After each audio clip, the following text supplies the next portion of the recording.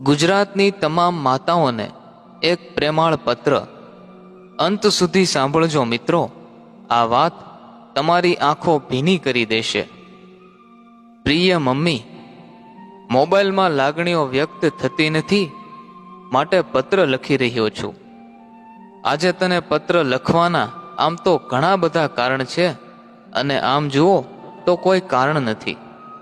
સમય બદલાયો છે, પણ સમય સાથે માં થોડી બદલે. આ તારી આજુબાજુનું વાતાવરણ અને વ્યવસ્થા જરૂર બદલી છે. ટિપિકલ સાડીમાંથી તું ડ્રેસ પહેરવા લાગી છો તેનો આનંદ છે. ક્યાંક જીન્સમાં પણ આજની આધુનિક મમ્મીઓને સ્કૂટી પર બંબાટ જતા જોઉં ત્યારે થાય કે નક્કી આ મમ્મી તેના સંતાનને લેવા કે મૂકવા જતી હશે. કોઈ ગેસ પર કુકર મૂકીને નીકળ્યું હશે, કોઈ તેના વૃદ્ધ સ્વજનની વ્યવસ્થા સાચવવા ભાગમભાગ કરતી હશે.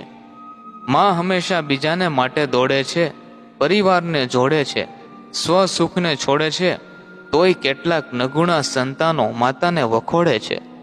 ડ્રેસ કોડ ચેન્જ થયા છે, પરંતુ માની ચિંતા તો એવી ને એવી જ રહી. આ પત્ર દ્વારા ગુજરાતની તમામ માતાઓને મારે ખાસ એક બે વાત કરવી છે. ઘર અને પરિવારનું ધ્યાન રાખવામાં તમારું પોતાનું ધ્યાન રાખવાનું ચૂકી ન જતા પ્લીઝ. તમે તમારી તંદુરસ્તી માટે સભાન નહીં રહો તો એ જ ગૃહના કોઈ ખૂણામાં કણસવું પડશે. તમારા સંતાનોની બધી લક્ષ્મી તમને સાજા કરવામાં વપરાશે. મહેરબાની કરીને જેટલા વર્ષ તમને થયા હોય એટલી મિનિટ તમે તમારા સ્વાસ્થ્ય માટે કાઢજો.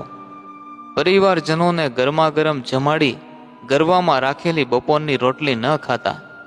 નોકરીએ સમય પર પહોંચવા માટે તમારું જમવાનું સ્કીપ ન કરતા. જવાબદારીઓની બાણશૈયા વચ્ચે જીવવાનું ભૂલી ન જાતી મમ્મી. તારી હાથે બનાવેલી દાળ લાજવાબ જ હોય છે, પણ ઘરના પાત્રો ઘણી બધી વાર જમતી વખતે વાતું કરવામાં દાળના વખાણ જ ભૂલી જાય છે. પણ અમે એ દાળનો સ્વાદ બિરદાવવાનું પણ ભૂલ્યા છીએ. ક્ષમા. સ્વાદિષ્ટ દાળ તારા માટે વધતી નહોતી અને તું અમને જાણ પણ થવા દેતી નહોતી. ઝાઝા ભાગે તું સૌને જમાડીને છેલ્લે જમતી. તને આગ્રહ કરીને જમાડે એવું ઘરમાં કોઈ નહોતું. કદાચ તારી કુંડળીમાં આ ગ્રહ નહીં હોય. તે સહેલા રસોડાના તાપ સામે અમે સહેલો તડકો ક્ષુલ્લક છે. અમારા બાળોતિયાથી બ્લેઝર સુધીની યાત્રાની તું સાક્ષી છો. પરિવારના દરેક સવાલનો તારી પાસે જવાબ હોવા છતાં તે મૌન રહી સહન કર્યું. તેથી જ પરિવાર તૂટતા બચી ગયો. જોકે તેના માટે તારો કોઈએ વિશેષ સન્માન ના કર્યું, અને તું પણ ક્યાં કોઈ શિલ્ડ કે શાલની મોહતાજ. સાચું કહું તો માના ત્યાગ અને મમતાને સન્માની શકે એવું કોઈ શિલ્ડ આ જગતમાં હજુ સુધી બન્યું જ નથી. સૌની રાહ જોઈ તું સ્વયં પ્રતીક્ષા સ્વરૂપ થઈ ગઈ. બસ એ પ્રતીક્ષા અને પ્રત્યેકની ચિંતા કરવાનો તારો પ્રેમાળ સ્વભાવ આગળ જતા તને પાર્કિન્સન પ્લસના ઘાતકી સ્ટેજ પર ન લઈ જાય એ જોજે.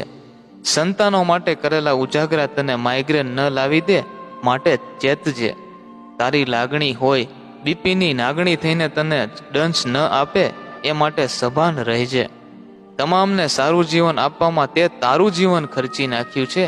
કામકાજના કરોળિયાના ઝાડમાં ગૂંથાયેલી હે જનેતા, તું થોડું તારા માટે જીવતી જાજે.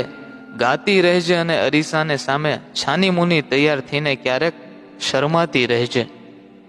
માં પરિવાર ઉપર મુશ્કેલીનું આભ તૂટતું ત્યારે તારામાં સુપર વુમન જેવો પાવર ક્યાંથી આવી જતો? તકલીફો વચ્ચે ફૂલ જેવી કોમળ માતા વિધાતાની સામે જંગ છેડી દે. અહો આશ્ચર્યમ. માં, તારા જીવનના પહેલા 25 વર્ષ તું તારા પપ્પાથી ડરીને જીવી. પછીના 25 વર્ષ મારા પપ્પાથી અને છેલ્લા 25 તારા પૌત્રના પપ્પાથી ડરી રહી છો. ડર તારી અંદર નથી બેઠો, તું ડરની અંદર ઓગળી ગઈ છો. બસ એ ડરના કૂવામાંથી તારી જાતને બહાર કાઢ. માં, તું અદ્ભુત છો. ભલે અમારા અસ્તિત્વનું કારણ તું છો, પણ માં, તારું પણ અસ્તિત્વ છે હો. તું તને પણ પ્રાયોરિટીમાં ક્યારેક મૂકજે મમ્મી.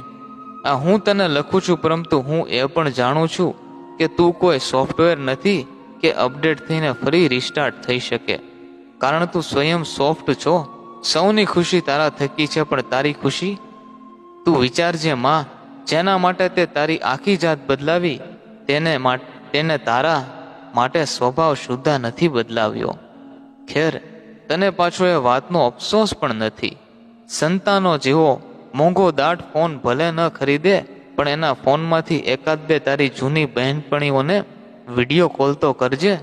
તું 3310 ફોનમાં પણ ખુશ છો, કારણ કે તારે સંતાનોને ફોન કરવાના હોય છે.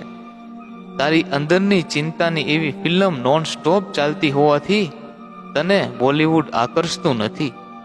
હજુ નાનો દીકરો જમવાનો બાકી છે, અને મોટો કેમ આજે ઓછું જમ્યો, અથવા તો કાલે દીકરીની બહેનપણીઓ માટે શું બનાવવું, બસ સતત આવી જ ચર્ચા અને ચિંતન તારી પ્રકૃતિ બની ગઈ છે.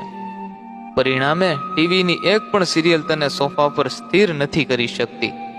દીકરાનો ભાવ પણ તે જોયો, અને વહુ આવતા બદલાતો સ્વભાવ પણ. માં, તને આ ઘરમાં કોઈ ન ઓળખી શકે સિવાય એક તારું ઓશિકું. તારા બેડરૂમનું એ ઓશિકું જ જાણે છે કે તું કોના માટે કયા મુદ્દા પર કેટલી વાર રડી છો.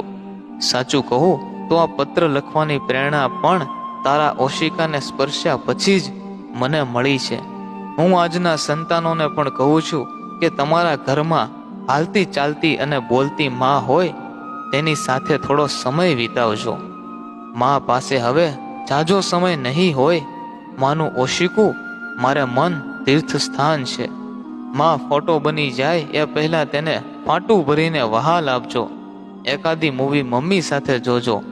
મમ્મી પપ્પાને સમદીને નવા કપડાં પહેરાવી, નવા ફોન સાથે તેમના બર્થડે ઉજવજો. તેની સાથે જૂના ગીતોની અંતાક્ષરી રમજો, અને તેમાં મમ્મીને જીતવા દેજો. માના બાળપણના પ્રસંગો એની મોઢે સાંભળજો. ક્યાં પહોંચ્યો બેટા, તે જમી લીધું?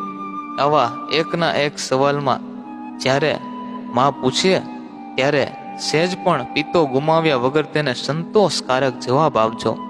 કારણ કે માં તિથિ અને ચોઘડિયા જોઈને મૌન નથી થતી.